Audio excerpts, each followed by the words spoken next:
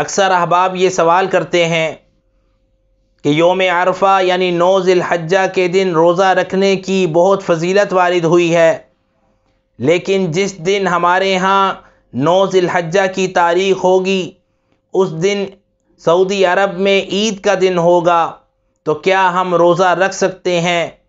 یاد رکھیں، ہر ملک میں جس دن 9 ذی الحجہ کی تاریخ ہوگی وہی دن یوم عرفہ کہلائے گا، اور اسی دن یوم عرفہ کا روزہ رکھنے کی فضیلت حاصل ہوگی۔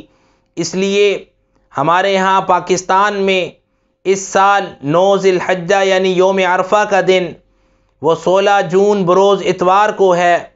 آپ احباب اہتمام کے ساتھ روزہ رکھنے کی تیاری کیجئے۔